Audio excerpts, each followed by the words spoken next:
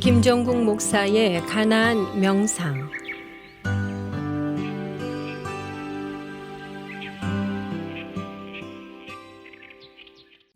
이절에 보시면 그래서 순종하지 않는 유대인들이 있었던 겁니다.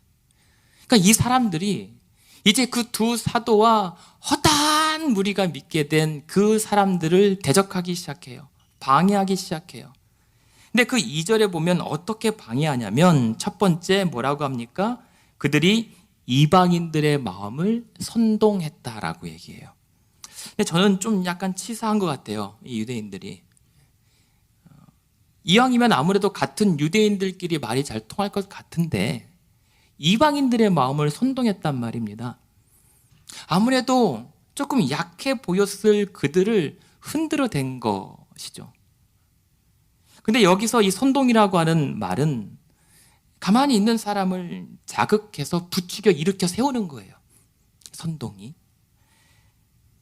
그리고선 어떻게 하죠? 2절 후반에 보면 형제들에게, 그 믿는 자들에게 악감을 품게 했다라고 얘기합니다.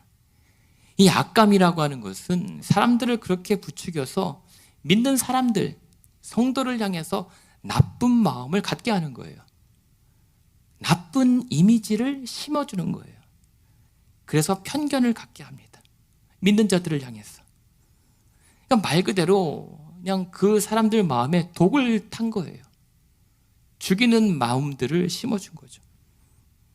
그것도 모자라서 이제는 이 5절에 보시면 이방인과 유대인들 그리고 그 지역 관리들이 동원되어서 세를 만듭니다. 세를 규합해서 어떻게 하죠? 두 사도를 모욕합니다. 근데 그것도 모자라서 급기야 어떻게 하죠? 5절 후반에 보면 돌을 집어들고 이들을 쳐 죽이려고 달려들어요. 이 모습이 얼마나 무섭습니까? 죽이려고 돌 들고 달려드는 거예요. 이런 모습을 보면서 사람들이 왜 그렇게까지 해야 했을까? 사람이 어떻게 그렇게까지 돌변할 수 있을까? 한번 생각을 해보게 돼요. 어쩌면 이들은 자신들의 믿음이 너무 굳세었기 때문이었겠다. 이들의 믿음이 너무 굳셌기 때문에 그 굳센 나머지 자신들이 들은 말씀이 자신들의 기대와 너무 달랐기 때문에 그렇게 돌변할 수 있겠다 생각이 듭니다. 근데 생각해보면 참 유대인들 이해가 될 법도 합니다. 이 유대인들이 누구예요? 예수를 메시아라고 굳게 믿었던 사람들, 그래도 한때나마. 근데 그렇게 굳센 믿음과 달리 막상 예수님께서 가시는 길과 행동이 자신들의 기대와 달라도 너무 달라지니까 어떻게 돌변해요? 그 그리스도를 금방이라도 십자가에 매달아 모욕하며 죽도록 내버려뒀던 사람들이 유대인들이었습니다. 그러니까 그 믿음이 굳센 나머지 실망도 너무 커서 그냥 그런 메시아라면 내가 받아들일 수 없다 라고 했던 극단적 행동이 나왔던 거죠. 근데 그렇게 봤을 때 죄인된 우리, 구원받았지만 아직도 죄의 성향의 지배를 받기 쉬운 우리도 우리의 믿음이 너무 굳센 나머지 그 믿음의 기대가 어긋나 버리면요, 처음이 어렵고 한 번이 어렵지 두 번, 세 번 사람들을 향해 선동하고 악감을 품게 하고 모욕하고 실제로는 아니지만 마음으로라도 몇 번씩 살인을 저지를 수 있는 것이 사실 우리입니다. 그래서 믿음이라는 거예요. 우리에게 주신 이 믿음이라고 하는 것이 오늘도 하나님의 은혜로 잘 감싸져 있지 아니하면 우리의 믿음은 흉기가 될 수 있어요. 무서운 말씀 아닙니까? 우리의 믿음이 흉기가, 사람을 해하는 도구가 될 수 있다는 사실. 그렇기 때문에 결과적으로 이 복음은 적어도 이 이고니온 지역의 일부 유대인들에게 있어서는 도무지 받아들일 수 없는 위협적인 가르침이었고, 자신들의 믿음, 아니 자기들의 믿음 아닌 신념을 지키기 위해서라면 어떤 행동도 불사했던 것입니다. 참 난처하죠. 이런 상황에서 이제 두 사도와 이제 갓 믿게 된 그 많은 사람들은 곤란에 처하게 돼요. 이 문제를 어떻게 헤쳐나가면 좋을까 고민이 됩니다. 그런데요, 3절의 말씀을 보면 이들이 그 문제를 어떻게 헤쳐나갔는지 매뉴얼처럼 구체적으로 나와 있어요. 3절에 보시면 생략된 접속사가 있거든요. 그게 뭐냐면 그래서예요. 따라서. 그러니까 그 말은 무엇이냐면 저들이 그렇게 악감을 품고 선동하고 방해를 했는데 그래서 더 오래 있었다는 겁니다. 우리 일반적인 상식이라면 그러면 물러나고 피할 법도 한데 3절은 그러나 그래서 두 사도가 오래 있었다 라고 하는 것이 첫 번째 과정이었던 거예요. 그렇게 두 사도는 그 문제 때문에라도 떠나지 않고 그 자리를 지켰어요. 그리고 오래 머물며. 근데 이것은 단순한 견딘 게 아니에요. 이들은 적어도 그 상황조차 익숙하게 하나님의 인도라고 믿었고, 이제 겨우 갓 뿌려진 복음의 씨앗이 잘 심겨질 수 있도록 충분한 시간을 그곳에서 더 공들이고 인내하면서 수고해 나갔던 거예요. 그러면서 두 번째 이들이 취했던 방식은 뭐예요? 주를 힘입어 라고 하는 겁니다. 주를 힘입으면서 나갔어요. 근데 주를 힘입다라고 하는 이 말은요, 뭐 영어로 for로도 이제 번역이 되지만 in 혹은 upon이라고 하는 단어로도 번역이 돼요.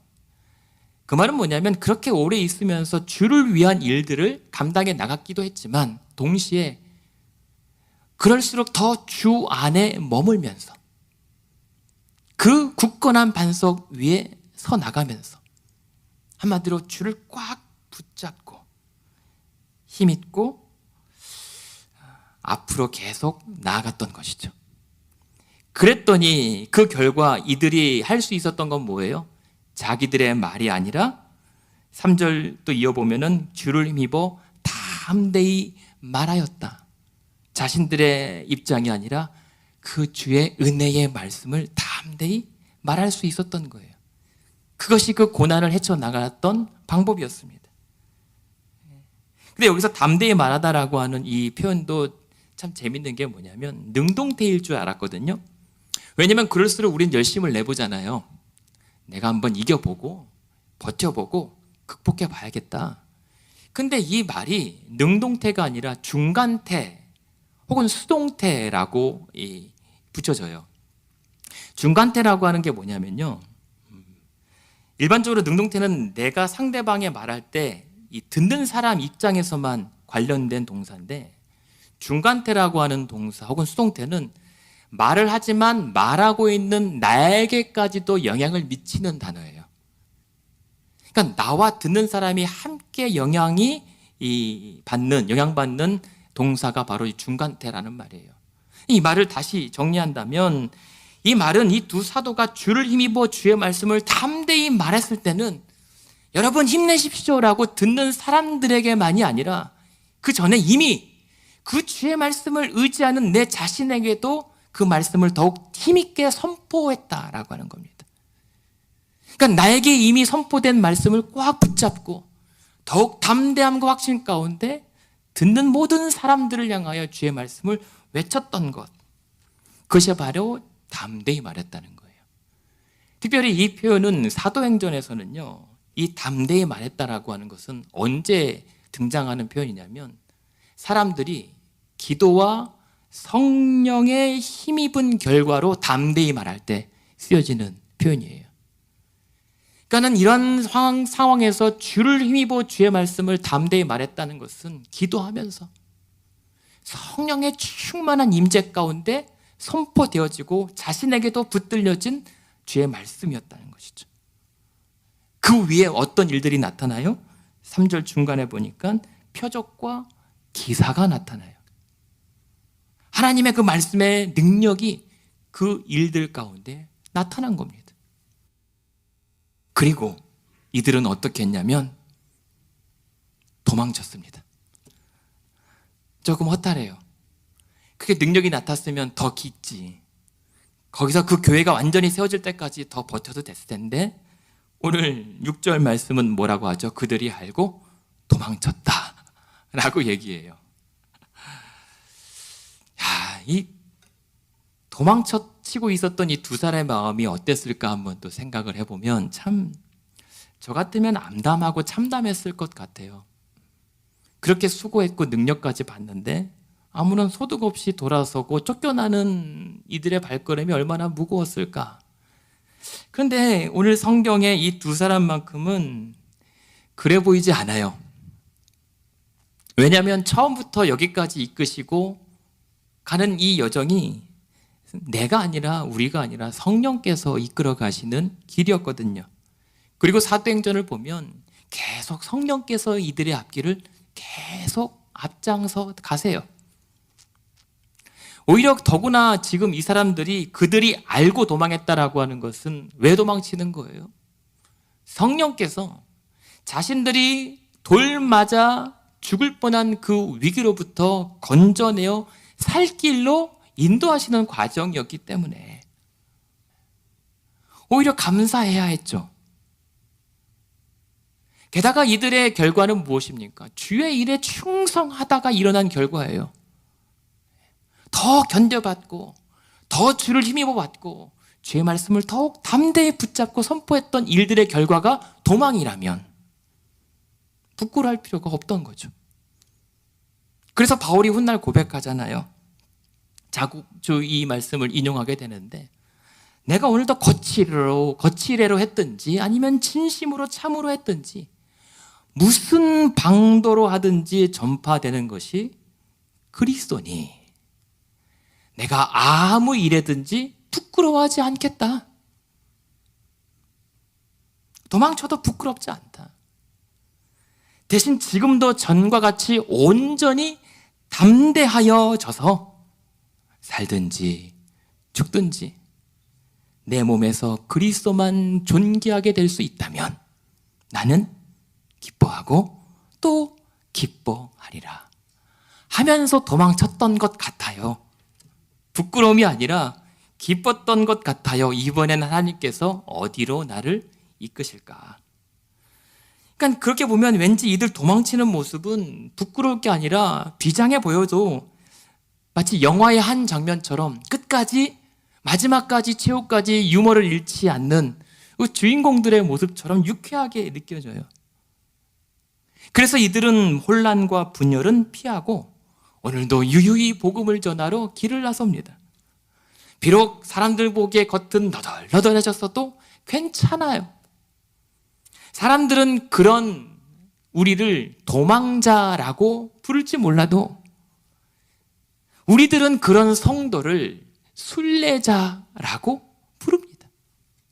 그런 자들을 우리는 부끄러워하지 않습니다. 오히려 부러워하지요. 지금까지 가나안 교회를 섬기시는 김정국 목사의 가나안 명상이었습니다. 가나안 교회는 1255 미러키 애비뉴 글렌뷰에 위치해 있으며 주일 예배와 이행, 주일학교, 청년부 예배가 주일 오전 11시에 있습니다. 월요일부터 목요일까지 새벽 예배가 매일 오전 5시 45분에 있습니다. 화요 기도회는 화요일 오후 8시에 있습니다.